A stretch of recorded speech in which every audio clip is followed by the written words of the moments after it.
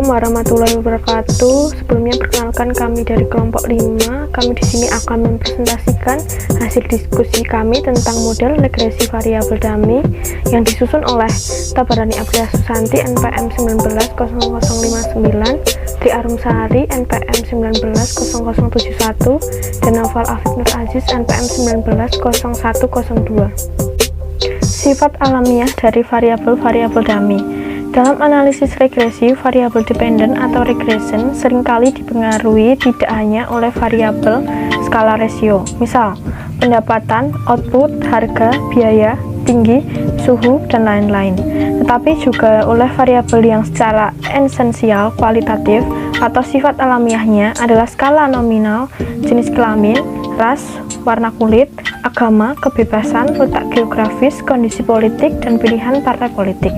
Sebagai contoh, jika semua faktor dipertahankan agar konstan, pekerja perempuan diketahui menerima upah lebih rendah dari pekerja pria rekan kerjanya, atau pekerja bukan kulit putih diketahui menerima upah lebih rendah dari pekerja kulit putih.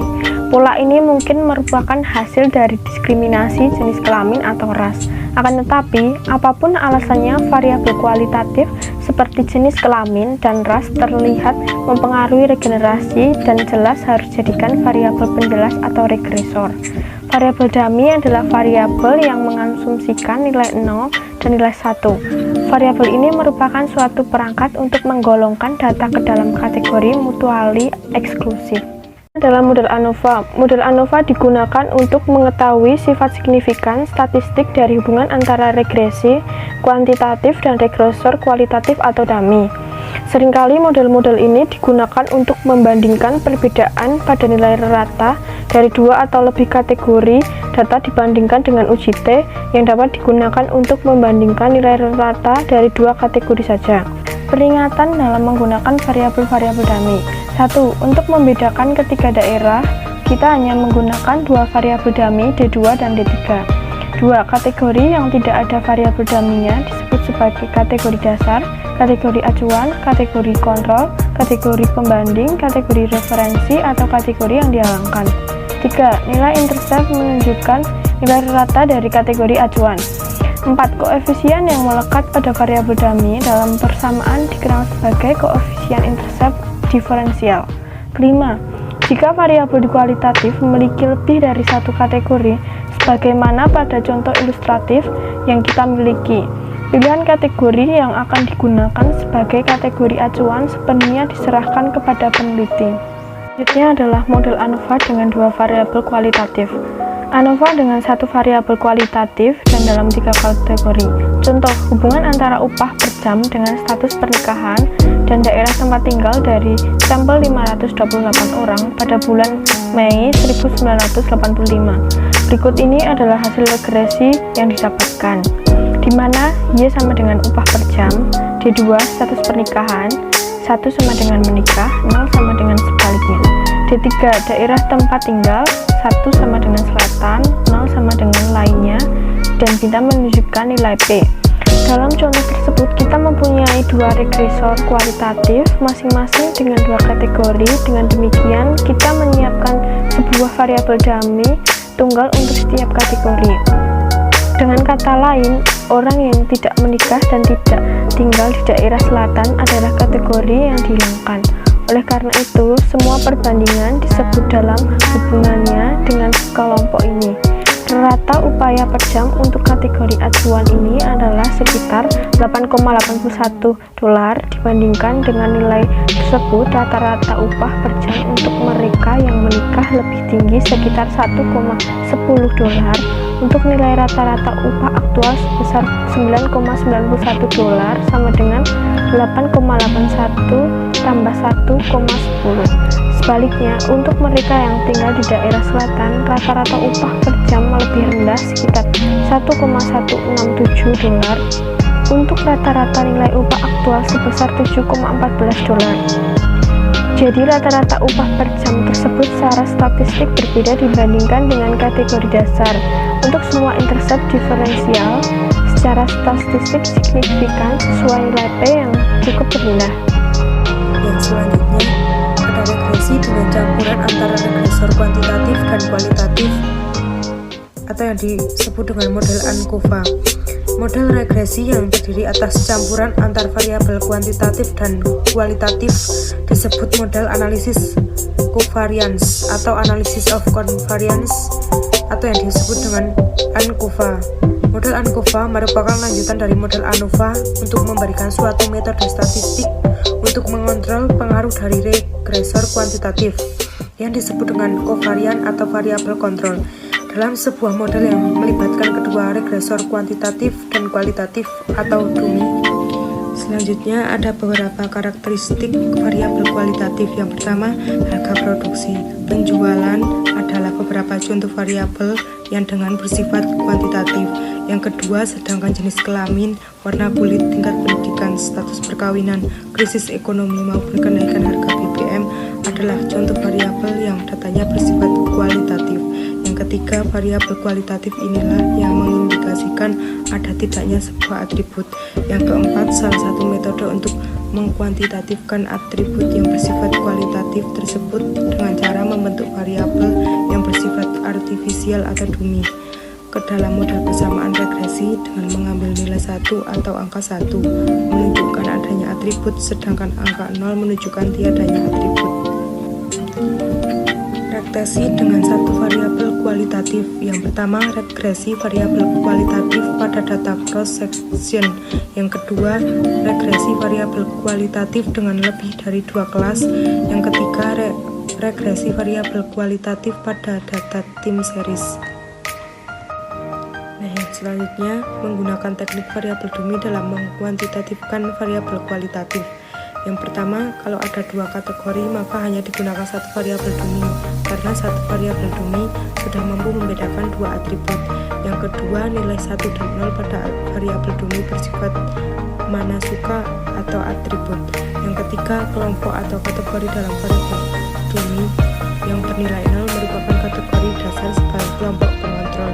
Yang keempat, koefisien beta 1 pada variabel dummy tersebut koefisien intercept pembedaan karena ini menunjukkan berapa besar perbedaan intercept yang bernilai 1 dengan intercept dari kelompok pengontrol. Yang selanjutnya, alternatif variabel dummy untuk uji kau. Langkah-langkah pada prosedur uji kau menjelaskan kepada kita bahwa hanya jika 2 atau lebih regresi adalah berbeda tanpa memberitahukan sumber perbedaan. Jika ada, dapat diperoleh dengan mengumpulkan semua observasi atau seluruhnya dan menjelaskan regresi majemuk seperti berikut, di mana Y sama dengan tabungan, X sama dengan pendapatan, Y sama dengan waktu, D sama dengan 1 untuk observasi pada periode yang ditentukan, A sama dengan konstanta, D sama dengan koefisien regresi. Pada persamaan A2 adalah interpres diferensial, sebagaimana sebelumnya adalah koefisien kemiringan diferensial atau differential slope coefficient, disebut juga slope driver, yang menunjukkan besar nilai koefisien kemiringan dari fungsi tabungan periode kedua atau kategori yang memiliki variabel dummy sama dengan 1, berbeda dari periode pertama. Perhatikan bagaimana menggunakan variabel dummy D dalam bentuk interaktif atau perkalian, atau D dikalikan dengan X memungkinkan kita untuk membedakan koefisien kemiringan di antara kedua periode, seperti halnya dengan penggunaan variabel dummy dalam bentuk penjumlahan yang memungkinkan kita untuk membedakan intercept di antara dua periode.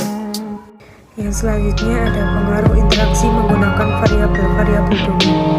Variabel dummy merupakan sebuah alat fleksibel yang dapat mengatasi berbagai masalah.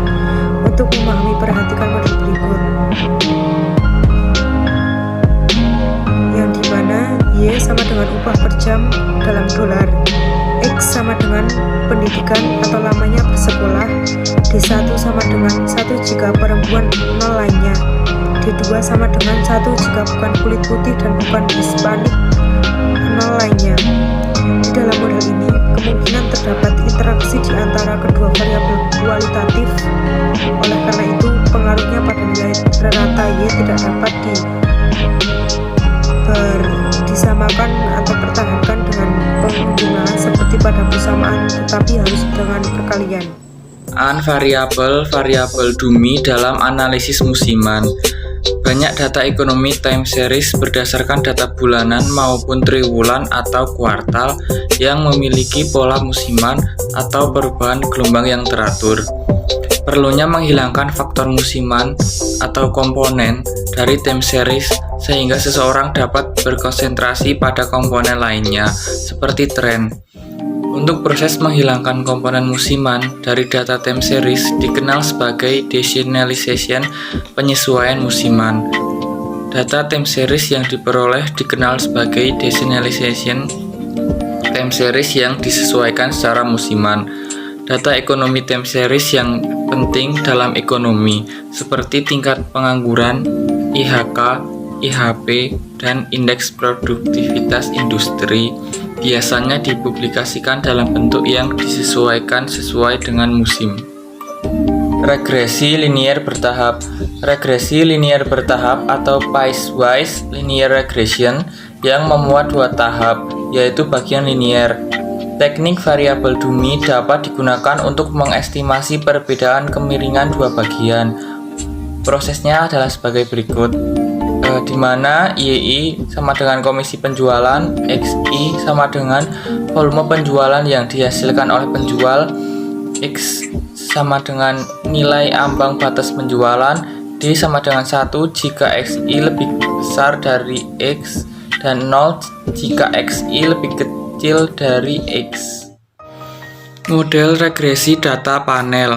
Jenis data yang bisa digunakan dalam analisis empiris seperti data cross-section, data time series, data pool atau kombinasi data time series dan data cross-section, serta data panel.